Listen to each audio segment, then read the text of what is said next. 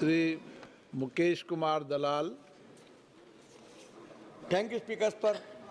Will the Honorable Minister be pleased to reply? Data from the Ministry report, road accidents in India in 2022 reveals that although highway comprises only about 2% of the total road network, they accounted for 36.2% of total road fatalities, that is 61,038. A major reason for this is the persistence of accident black spots. Will the minister please state whether the O&M contracts include a strict time-bound clause for the permanent rectification of identified black spots? And furthermore, if a total accident occurs at a black spot that was identified but not rectified by the concessionaires for over 3 months, is there a provision to hold the concessionaire criminally liable for negotiations? Thank you, sir. सम्मान्य speaker महोदय, सम्मान्य सदस्य जो बात बता रहे वो काफ़ी चिंताजनक है। मैं स्पीकर महोदय आपसे भी अनुरोध करूंगा कि सदन के द्वारा आपके नेतृत्व में इस विषय की तरफ आप भी एड्रेस करके लोगों को जगाने के काम के लिए हमें सहयोग करें।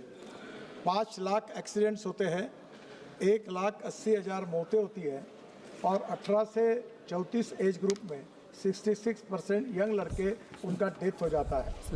अभी दिल्ली के एम्स ने एक रिपोर्ट दिया है कि अगर ये जो एक्सीडेंट्स होते हैं उसमें तुरंत अगर हम उनको मेडिकल हेल्प दे सकते हैं तो 50,000 लोगों की जान हम साल में बचा सकते हैं।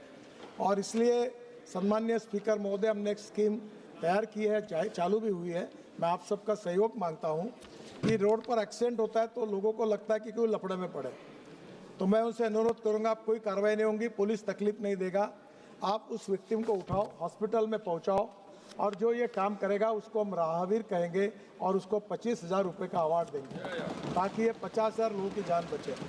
बचाने के बाद जिस भी अस्पताल में उसको एडमिट करेंगे तो उस हॉस्पिटल में 7 दिन की ट्रीटमेंट और 1.5 लाख रुपए तक हम तुरंत उस हॉस्पिटल को रिम्बर्समेंट करके देंगे ताकि उसकी जान बचे। और मुझे लगता है कि इस काम में अगर ये सहयोग करेंगे तो फ़ायदा होगा। दूसरा, सांसद महोदय, हमने आपकी अध्यक्षता में एक्सीडेंट निवारण कमेटी हर कॉन्स्टिट्यूंसी में स्थापन की है। कलेक्टर उसका सेक्रेटरी है। हर 2 महीने में एक बार मीटिंग करिए, ब्लैक स्पॉट ढूंढिए, सभी यंत्रणाओं को काम को लगाइए और इसको निश्चित रूप से दूर करने की कोशिश करिए। रोड इंजीनियरिंग में सुधार करने के लिए ब्लैक स्पॉट में हमने 7,000 ब्लैक स्पॉट रेक्टिफाई किए हैं, 40,000 करोड़ रुपए मंजूर किए हैं और लगातार ये रेक्टिफाई कर रहे हैं। नए ध्यान में आते वो कर रहे हैं क्योंकि हमारे DPR डिफेक्टिव है, उसको भी सुधारने की कोशिश कर रहे हैं। और ऑटोमोबाइल इंजीनियरिंग में अब 6 एयरबैग्स मैंडेटरी कर दिए है। स्कूटर में हमने 2 helmet free of charge, company जब कोई स्कूटर लेगा तो उसको देने की योजना दी है। इसके साथ मोबाइल पर बात नहीं करना गाड़ी चलाते समय, स्कूटर चलाते समय, लेन डिसिप्लिन का पालन करना, रास्ता क्रॉस करते समय बीच में नहीं जाना, रेड सिग्नल होगा तो रुकना।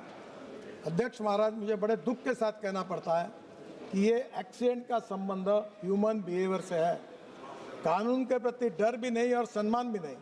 और हम लोग 1,80,000 लोगों की जाने जा रही है। कोई लड़ाई में जितने लोग नहीं मरे, कोविड में नहीं मरे, हर साल मर रहे हैं, यंग लड़के लड़कियां मर रहे, पढ़े लिखे लड़के मर रहे। मुझे लगता है कि ये पब्लिक एजुकेशन के लिए बहुत इम्पॉर्टेंट है।